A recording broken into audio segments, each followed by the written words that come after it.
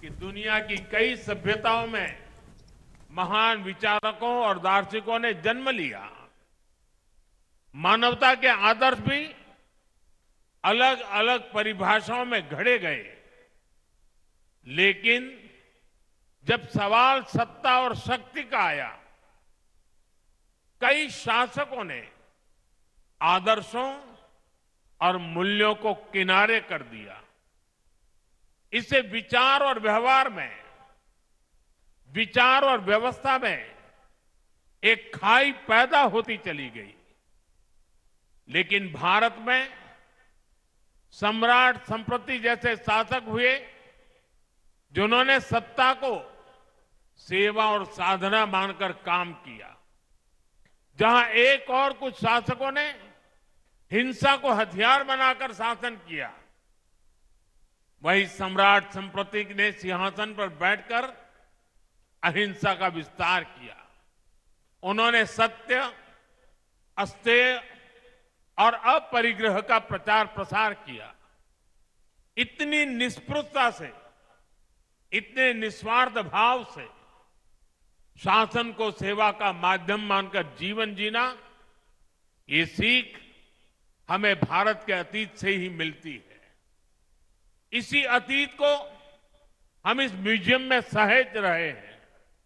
साथियों, मैं देख रहा था, इस म्यूजियम को डिजाइन पे ऐसे किया गया है, इसमें हर कदम पर भव्य भारत की पहचान के दर्शन होते हैं। इसकी 7 दीर्घाएं, हर दीर्घा भारत की विविधता और सांस्कृतिक संपन्नता का उद्घोष करती है। प्रथम दीर्घा में हमें नवपद के दर्शन होते हैं। नवपद यानी अरिहंत, सिद्ध, आचार्य, उपाध्याय और साधु। सम्यक दर्शन, सम्यक ज्ञान, सम्यक चरित्र और सम्यक तप, अर्थात हम उनसे सीखें जिन्होंने स्वयं तप करके जीवन को जीना है, और जो ज्ञान हम प्राप्त करें वो सम्यक हो, हमारा चरित्र सम्यक हो, क्योंकि ज्ञान जब सम्यक होता है तो वो समता और सेवा का आधार बनता है। साथियों, तीसरी दीर्घा में हमारे तीर्थंकरों के जीवन को, उनके उपदेशों और प्रसंगों को कलात्मक तरीकों से भी जीवंत किया गया है। भाइयों बहनों, इस म्यूजियम में भारत की सबसे बड़ी विशेषता के, सबसे बड़ी ताकत के दर्शन होते हैं। जैसा कि मैंने पहले भी जिक्र किया, हमारी ये ताकत है भारत की विविधता, और विविधता में एकता। दुनिया ने हमेशा मत, मजहब और आस्था के नाम पर टकराव देखा है, लेकिन इस म्यूजियम में भारत के दूसरे सभी धर्मों के भी गौरवशाली दर्शन होते हैं। वैदिक और बौद्ध परंपरा, वेद, पुराण, आयुर्वेद, योग, दर्शन, विभिन्न परंपराओं के सभी एक साथ उस तरह उपस्थित में ही हो सकता है। आज दुनिया में जिस तरह हालात है, जिस तरह विश्व अस्थिरता और अशांति के आग में झुलस रहा है, इस म्यूजियम की विरासत, इसका संदेश केवल भारत ही नहीं बल्कि पूरी मानवता के लिए बहुत अहम है। हमारा यहां आने वाले स्टूडेंट्स और रिसर्चर्स क्या और बढ़े। जो लोग यहां आए वो भारत धर्म की शिक्षा को विश्व के कोने पहुंचाए। साथियों, भारत में ज्ञान हमेशा से एक मुक्त प्रवाह है। हर युग में तीर्थंकरों और ऋषियों मनीषियों का अवतार हुआ, ज्ञान का संकलन बढ़ता चला गया। समय के साथ बहुत कुछ नया जुड़ता गया।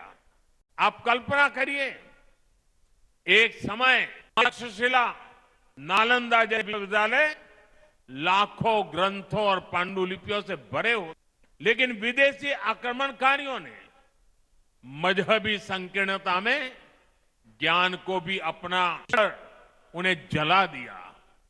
मानवता की कितनी बड़ी धरोहरें नष्ट हो गई। उस मुश्किल दौर में लोगों ने पीढ़ी दर पीढ़ी बची हुई पांडुलिपियों को सहेजा, रक्षा की। आजादी के बाद उन्हें खोजना, ये देश की जिम्मेदारी, लेकिन दुर्भाग्य से गुलामी की मानसिकता के कारण इस और कोई ध्यान नहीं दिया गया। आचार्य भगवंत श्री पद्मसागर सुरेश्वर जी महाराज साहब जैसे महान व्यक्तित्व और संतों ने इसका महत्व समझा।